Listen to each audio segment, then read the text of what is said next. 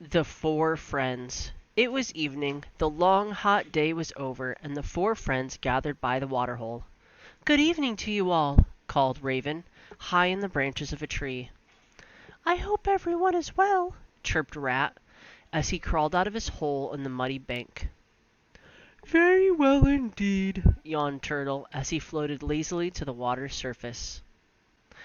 "And very happy to be among friends," added Goat, as she bent down to take a drink. The four friends talked and laughed and played by the water's edge. Then they went their separate ways for the night, promising to return the next evening. But when the next evening came, someone was missing. "Greetings, one and all," called Raven, high in the branches of the tree. "And how is everyone tonight?" chirped Rat, as he crawled out of his hole on the muddy bank. "Very well indeed," yawned Turtle, as he floated lazily to the water's surface. But when it was time for Goat to speak, Goat was not there. "Perhaps she's late," called Raven, flying down to join the others. "Perhaps she's with her family," suggested Rat, pacing back and forth in front of the hole.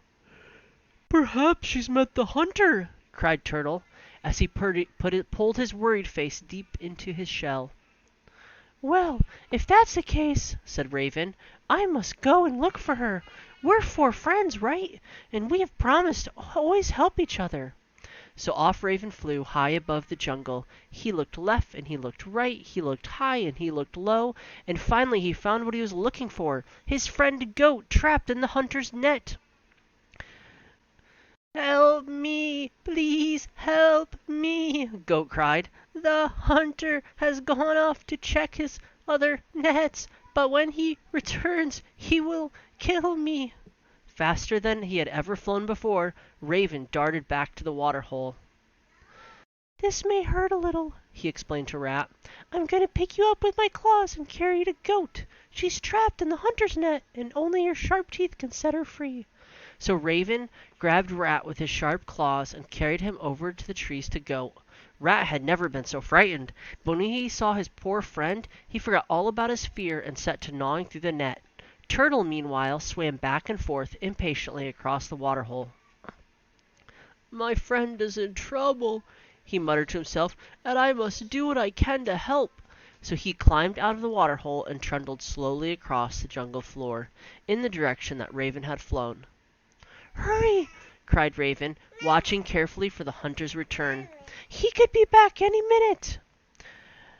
"I'm chewing as fast as I can," mumbled Rat through a mouth full of net. "But these ropes are strong." Raven watched. Rat chewed. Goat strained against the net, and finally, with a snap, she was free. Just then there came a rustling noise from the bushes behind them. The three friends froze with fear. "Hello, everyone," puffed Turtle, breathlessly. "What can I do to help?" "Turtle!" cried Raven. "What are you doing here?" "We've already set Goat free," Rat explained, "and now it's time for us to run." "But you are so slow," moaned Goat. "However will you get away?" "We'll find out soon enough," announced Raven, "for here comes the hunter." The hunter burst through the undergrowth, and the four friends set off in all directions. Raven took the air, Rat scurried under a log, Goat raced off across the jungle, but all poor Turtle could do was pull on his legs and hope the hunter would not see him. The hunter, however, had far better eyesight than that. "The goat is gone," he sighed, "but never mind. Here's a nice fat turtle, just right for my dinner." And he picked up Turtle and dropped him into his hunter sack. Raven watched it all and flew off to fetch Goat. He whispered a plan in her ear, and even before he had finished, she agreed. "I'll do it!" Then, instead of running even farther away from the hunter, she ran right towards him. He spotted her at once, and the chase began. Goat was too fast for him.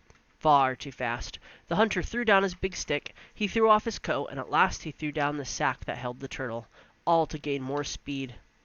"I'll be back for you later," he shouted, and he hurried after the goat, who led him far away from the turtle before making her escape. Meanwhile, Raven found Rat, and the two of them chopped and chewed away at the sack until there was a hole big enough for Turtle to wriggle out. The next evening the four friends gathered, as usual, at the water hole.